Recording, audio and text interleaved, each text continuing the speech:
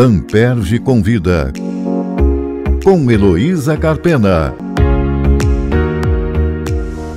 Direito do consumidor e a atuação do Ministério Público são dois assuntos que andam juntos desde antes da Constituição Federal, pois os primeiros órgãos de execução especializados, as promotorias, surgiram no Rio de Janeiro e São Paulo no ano de 1985, quando entrou em vigor a Lei da Ação Civil Pública.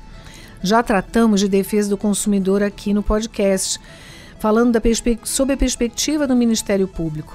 E essa conversa foi com a promotora Cristiane Cavassa no episódio número 8, ao qual eu remeto os ouvintes. Hoje eu tenho o prazer e a honra de receber a professora Cláudia Lima Marques, que é a principal referência da doutrina consumerista em nosso país. Cláudia é mestre, doutora e pós-doutora nas universidades de Tübingen e Heidelberg, ambas na Alemanha. Professora titular de Direito Internacional Privado na URGS, foi presidente do Instituto Brasileiro de Política e Direito do Consumidor, o Brasilcom, de 1998 ao ano 2000. É diretora da Revista de Direito do Consumidor do mesmo instituto e possui diversas obras publicadas sobre o tema, das quais eu vou destacar a que eu mais gosto, que é o Direito Privado e a Proteção dos Vulneráveis, que ganhou o Prêmio Jabuti. Ela é também diretora da Faculdade de Direito da Universidade Federal do Rio Grande do Sul e presidente da IACL, International Association of Consumer Law, na Bélgica. É um currículo muito extenso, eu fiz um pequeno resumo. Mas eu quero primeiro dar as boas-vindas à nossa cidade, à professora Cláudia, e agradecer muitíssimo por ter acomodado espaço na sua agenda para vir aqui conversar conosco. Boa tarde, professora Cláudia. Boa tarde, é um grande prazer estar aqui, nada de acomodar, eu que fico honrada e feliz de poder participar desse movimento, né, que é tão importante, desse podcast. Muito bem, vamos começar lembrando que você integrou a consultoria jurídica do Ministério da Justiça na época da elaboração do Código de Defesa do Consumidor. Quais foram os obstáculos, todos superados, né, como nós sabemos, para a aprovação sem emendas do projeto que resultou na Lei 8.078? Esse é um tema muito interessante. Eu trabalhava na época como assessora do ministro da Justiça, na época o ministro Brossard, não é? E eram tempos importantes, justamente a Constituição tinha que reverberar na legislação interna, né? Mas havia muita resistência ao Código de Defesa do Consumidor, tanto que naquela gestão do ministro Brossard, ele não pôde sair do Ministério da Justiça e foi então pelo parlamento que se conseguiu, até o projeto, acho que foi assinado pelo vice-presidente Alckmin, né, que hoje é vice-presidente, na época deputado, que se conseguiu destravar as resistências. Havia, inclusive, publicações pagas, né, dizendo que isso acabaria com as empresas no Brasil, com a indústria, uma espécie assim de terrorismo, né, que se fez na época. Então foi muito importante justamente a atuação da professora Ada Pellegrini Grenover, do professor ministro Antônio Hermann Benjamin e tantos outros autores do Código de Defesa do Consumidor que foram, vamos dizer, guerreiros, né, para enfrentar e atravessaram o país inteiro fazendo palestras. Isso é a origem, inclusive, do Brasilcom, né? Pois é, sobre o Brasilcom, minha próxima pergunta. Você foi a terceira presidente do Brasilcom, se eu não estou enganada. Né? Logo em seguida, nos anos 90, quer dizer, em 1990, foi fundado o Instituto Brasileiro de Política e Direito do Consumidor. E você foi a primeira mulher presidente do Instituto. Qual foi o papel do Brasilcom naqueles primeiros anos de vigência do Código?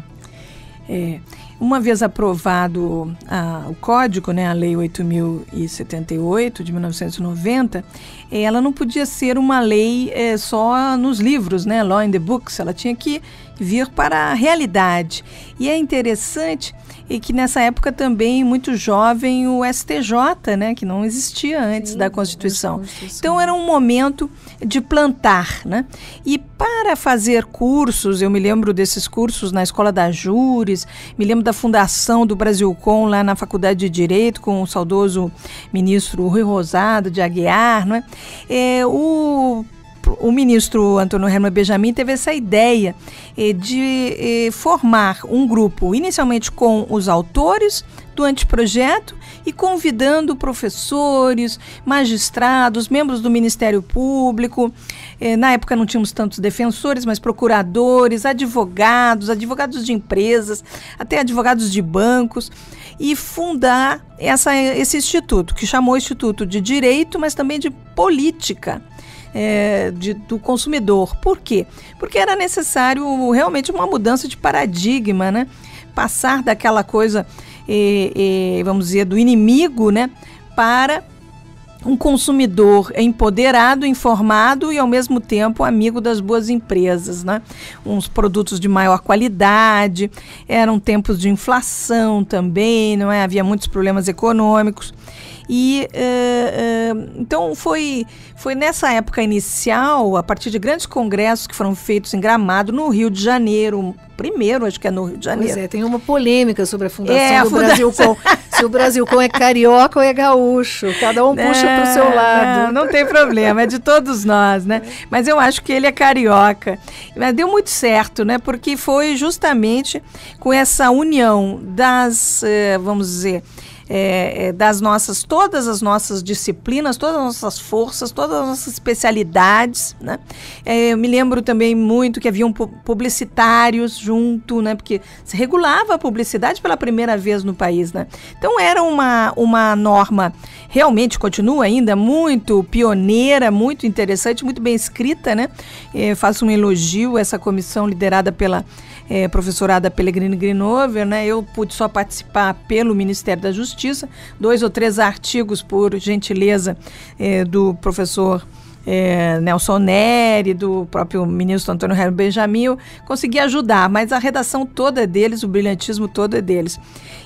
Mas era preciso esse pulo do gato, né? E o pulo do gato foi esse movimento de união das nossas carreiras, união dos nossos talentos, e todo mundo estudando. A gente se reunia sábado de manhã para estudar o Código de Defesa do Consumidor, como ele ia mudar o nosso mercado, né? Mudar os nossos contratos, as decisões judiciais tinham que ser comentadas. E queria destacar também, muito importante, que o Instituto fundou uma revista. E essa revista eu tenho a honra hoje, né, de ser a editora, mas começou com o ministro Antônio Hermann Benjamin. Ele propôs a revista e a editora, a Revista dos Tribunais, que até hoje publica, inicialmente não achou que não ia vingar, como dizem, né? Não ia pegar, a lei não ia pegar. E isso permitiu que a revista até hoje seja do Brasilcom, nossa revista oficial. E ela ajuda muito a disseminar belíssimas decisões, reflexões importantes, porque os problemas no mercado de consumo mudaram totalmente, né? Nem se imaginava essa digitalização, essa bancarização da vida privada, né? Que hoje vemos. Então foi muito importante a fundação do Brasilcom e da revista Direito do Consumidor, que hoje já está no seu número 156. Pois é, eu ia te pedir para me dizer esse número, que eu estava aqui pensando quantas eram, eu ia dizer quase 200, mas estamos chegando lá. E é bimensal, né? Começou 3 em 3 meses, mas agora também a rapidez da vida, né, dos temas. E mantendo a periodicidade, que é a coisa mais difícil, que é o grande desafio, né? Então o Brasilcom teve de início esse papel importante de agregar as pessoas, né, e de fazer a divulgação da própria lei, que impulsionou uma mudança na cultura do país, né? Os consumidores também se transformaram. Mas a atuação, vamos dizer, mais política do Instituto veio, se eu estiver enganado, você me corrija, né? Na famosa ADIM dos bancos, a Ação Direta de Inconstitucionalidade 2591, que foi julgada pelo Supremo Tribunal Federal em 2006, que consagrou uma importantíssima vitória dos consumidores. E o Brasilcom teve uma importância destacada aí na tramitação desse processo e influenciou o seu resultado. Então, a minha pergunta é: qual foi a importância dessa participação no resultado do julgamento da ADIM? A ADIM dos bancos, a ADI, né, 2591, vamos dizer, a virada de tempos muito difíceis, né, que havia, inclusive, uma dúvida sobre a aplicação do Código de Defesa do Consumidor a todos os serviços bancários, financeiros, de crédito, securitários, previdenciários. Dúvida deles, né? Porque nós nunca tivemos dúvidas, inclusive, que é expresso na lei. Expresso. E essa parte expressa, né, do artigo 3º, parágrafo 2º, é que vai ser, vamos dizer, impugnada de uma alegação na época, né, de inconstitucionalidade. Eu quero destacar, além dessa participação política, o Brasilcom é amicus curiae, né, então é pela lei. Isso é muito bonito, né? Nós somos amicus curiae em várias oportunidades, mas essa é a nossa primeira grande atuação. Fizemos visitas, fizemos pareceres, né? E esse conjunto de pareceres, depois publicado em livro, foi citado 29 vezes nos votos dos eminentes ministros. E foi uma grande vitória, como dito, né, Luísa, que é justamente por 9-2, isso que o primeiro ministro que votou, não havia aquela mudança quanto aos juros, não é? Porque isso é uma época de revisão constitucional e houve então uma mudança no artigo 192. Mas essa ação, ela é decisiva porque vamos dizer, o lobby das empresas é muito conhecido, né? O lobby bancário, então, mais conhecido ainda, né? Poderoso e bem remunerado. Isso, né? Mas e os consumidores? São representados por quem? Temos o glorioso IDEC, né, que faz muito, temos várias entidades, federações. Você é do conselho, né? Se não me engano, sou do conselho do IDEC, e o IDEC sempre nos ajudando, né? Mas, a verdade, faltava um instituto acadêmico, né? Ele não pode entrar com ações, justamente porque tem todas as carreiras, né? Mas ele pode ser amicus curiae, amigo da lei, né? E aí foi essa defesa. Veja que a ADIM vai de 2000 a 2006, primeira decisão, e a ementa vai sofrer embargos de declaração. Nós entramos com embargos de declaração e, infelizmente, sai essa decisão que os amicus curiae não podem entrar com embargos de declaração, não podiam, né? Entrar com embargos de declaração, depois o CPC vai regular isso nesse sentido também, né? Mas o Ministério Público Federal nos acompanha porque havia uma dúvida na ementa se era uma inconstitucionalidade sem redução de texto. Tudo bem, então é inconstitucional, mas fica assim como está inconstitucional. Então ficava uma dúvida pairando e o Brasilcom, mais uma vez, até 2008, lutou e conseguiu essa redução da ementa. Então, a ADIM dos bancos, às vezes, é citada na ementa antiga, que deixa dúvida sobre juros, né? E a ementa, que foi a decisão realmente que aconteceu na prática, né? Entre os ministros, o consenso entre os ministros é que não havia inconstitucionalidade. E que o CDC não regula juros. E não regula mesmo, né? Regula justamente a boa-fé, que pode ter reflexos, mas aí é um princípio, não é uma regulação direta.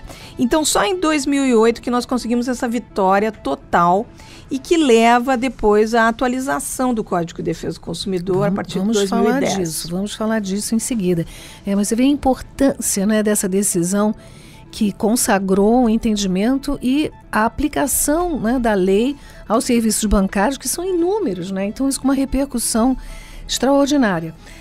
Eu quero continuar falando um pouco sobre a jurisprudência. Nos primeiros anos de vigência da lei, me parece que os tribunais acolheram as inovações do CDC assim com entusiasmo até.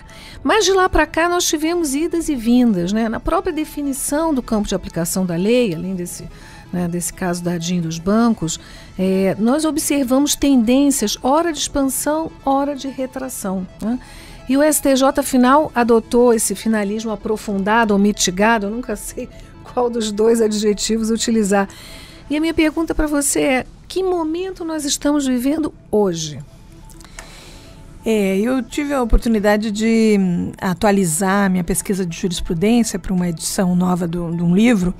E eu sou contratos, um pouco... né? O contratos. Contratos no Código de Defesa do Consumidor, que é uma obra seminal, né? Para todos os estudantes, é indispensável. Ele vai para a 10ª edição. E como era a 10ª edição, eu resolvi fazer uma pesquisa mais profunda. E é muito difícil responder a sua pergunta de forma única. Em alguns setores, continua havendo avanços. Mas são setores, vamos dizer assim, que não são os decisivos. Em matéria bancária, infelizmente, apesar da atualização, que agora traz uma nova esperança, né, a jurisprudência estava muito ruim. Pouquíssimas vitórias dos consumidores. Praticamente nada era abusivo. A começar, juros de quase 500% era abusivo. Se fosse 496, se fosse 501 era abusivo, mas 496 era possível. E até quando não prevêem juros, os juros são nulos, se usará os juros, a taxa de mercado. Aquela súmula 381 que proíbe atualizar a declaração ex officio da abusividade da cláusula, quando a pessoa nem sequer tem a cópia do contrato. Eu trabalhei também pro bono nesse caso concreto, nesse repetitivo, né? E os repetitivos, eles, na sua grande maioria, são contra. O direito do consumidor precisa de mais sentimento, de mais caso concreto, não da tese em si. A tese é negativa para o direito do consumidor. Então, vamos dizer assim, não é que toda a jurisprudência esteja ruim. Existem belíssimas decisões sobre a hipervulnerabilidade, por exemplo, as distinções, né? Pessoas doentes, celíacos, né? Essa utilização que se faz do artigo 17 do Código de Defesa do Consumidor para vítimas ambientais, né? Por quê? Porque realmente esses acidentes ambientais são acidentes de consumo, em última instância, né?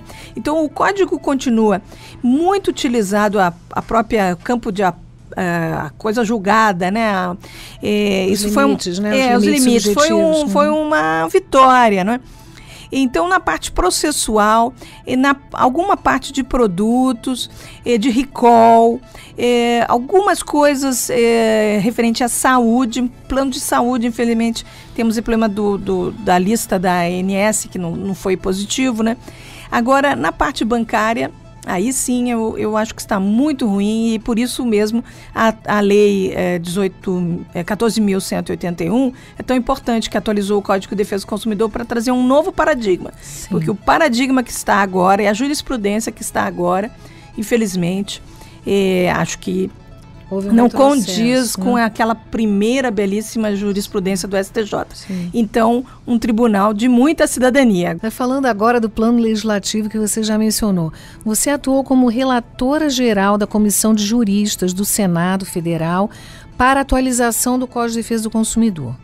E a última atualização, que você já mencionou, foi exatamente em 2021, né? A Lei 14.181, que incluiu 2 novos capítulos ao CDC, tratando do importantíssimo tema do superendividamento de consumidores, sobre o qual houve pesquisas, né, no Rio de Janeiro, no Rio Grande do Sul, né, levantando dados para demonstrar, né, o alcance e a dimensão desse problema, desse fenômeno gravíssimo, né, da nossa sociedade. A minha pergunta para você, então, seria: essas novas normas, né, têm se mostrado eficazes também na prevenção, ou precisamos avançar mais? Eu agradeço, queria fazer de público também um agradecimento a essas pesquisas aqui do Rio de Janeiro, que ajudou, junto com Rosângela Cavalazzi, com as nossas defensoras públicas, né? Foram muito importantes para mostrar a necessidade, o fenômeno do superendividamento e a necessidade de atuação legislativa, né? A lei visa, né, combater essa exclusão social, que é o superendividamento, então com um capítulo primeiro mais para prevenção e um capítulo sobre tratamento. Na parte de prevenção, eu diria que a lei ainda não está tão conhecida, né? Então ela não tem tanta eficácia. É justamente quando se cai no superendividamento e vem o tratamento que essas normas estão sendo utilizadas. Então se vê, já estou fazendo pesquisas agora também de novo empíricas, né? Se vê 14 mil ações de superendividamento no Rio Grande do Sul, sendo que as conciliações, que antes eram a maioria, né, agora são apenas 308. Então veja, seja, 14 mil para 308, né? Então, por que as pessoas recorrem e pedem essas sanções que estão na lei? Estão previstas, né? A perda dos juros, se a contratação foi irresponsável, que o paradigma novo é, ou a contratação responsável, informada, vamos dizer, para a pessoa poder pagar, né? Não só para pagar a comissão para o pastinha, para o intermediário, mas o crédito ser positivo para ela e ela poder pagar. Toda a ideia de uma cultura do pagamento, né? Não a cultura da exclusão. E essa virada, né, acho que vai depender novamente da jurisprudência. Se a jurisprudência determinar que se use essas sanções que estão na parte de prevenção, né, o que vai acontecer? Vai acontecer o que eles chamam de washback effect, né, um efeito onda. Ele tem um repuxo, né? Então a onda vai, há essa sanção e volta. E quando voltar, o que vai voltar? Vai voltar com um paradigma novo. As pessoas vão dizer, puxa, eu estou sendo condenado agora. Não vale a pena, tem que não valer a pena, né? E aí, por isso a importância da atuação enfim, não só do judiciário, mas da defensoria, dos advogados, do Ministério Público, enfim, todos têm que pedir para usar essas sanções, porque só quando elas forem usadas é que não vai valer a pena causar dano às pessoas. E o que está acontecendo também, infelizmente, são esses hipervulneráveis com um grande número de fraudes, mas assim, fraudes à antiga, sabe? Então, realmente, só a atuação forte, desconsiderando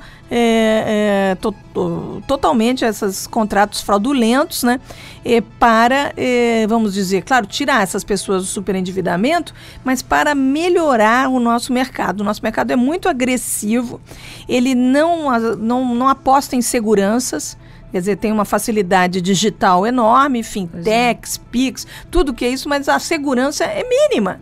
Então, realmente, o número de fraudes está muito grande. E as vítimas preferenciais são os idosos, né, que não conseguem perceber a malícia, muitas vezes, por trás de uma oferta, né, ou do próprio assédio para o consumo. Exatamente. Tem a figura do assédio de consumo ali no 54C, né?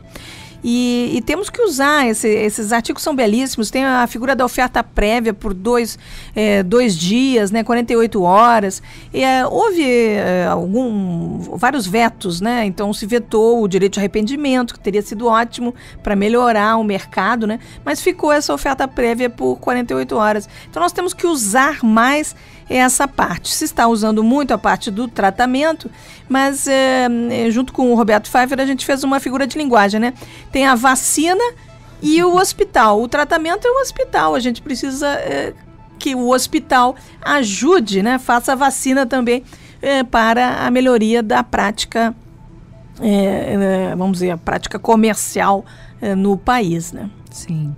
E para terminar, não poderia deixar de perguntar a uma internacionalista, né? Porque Cláudia tem um pezinho no direito consumidor e o outro no direito internacional, do qual é professora titular, conforme eu referi na apresentação. Então, minha indagação é, no plano internacional, quais são os grandes desafios atuais, né? Em tempos de comércio eletrônico, redes sociais, novos danos, o que tem sido discutido lá fora? E um desdobramento dessa indagação. No Brasil também, né, os temas são comuns ou a gente tem peculiaridades, né, que são locais? Como é que você vê isso? Eu tenho acompanhado muito as discussões na International Law Association, não é, que é uma grande associação, talvez a mais antiga, né, dos internacionalistas, e lá nós fizemos uma resolução sobre as grandes empresas, né, tentando que essas grandes empresas se comprometam, é tipo um Global Compact de consumidor, né? Se comprometam com a defesa do consumidor e a defesa da proteção dos seus dados, né? Então, hoje já tem, vamos dizer assim, o mundo digital e o mundo do consumo já é simbiótico, é grudado, não dá para separar, né? E já na ONU, na UNCTAD, eu tenho acompanhado também ali as discussões, e aí os grandes desafios é essa nova onda do comércio eletrônico, que já é com inteligência artificial, com perigos de manipulação manipulação, porque a inteligência artificial, ela realmente, ela sabe tudo, né? Trabalha com todos os dados, né? Então, ela acaba descobrindo fraquezas ou tendências, vamos dizer, mesmo que sejam apenas tendências positivas, né?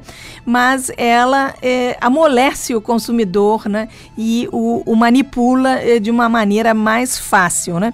E para terminar, na IACL, que é a instituição que eu tenho a honra de presidir agora, a primeira presidente latino-americana, tem que fazer esse registro verdade, também, importante.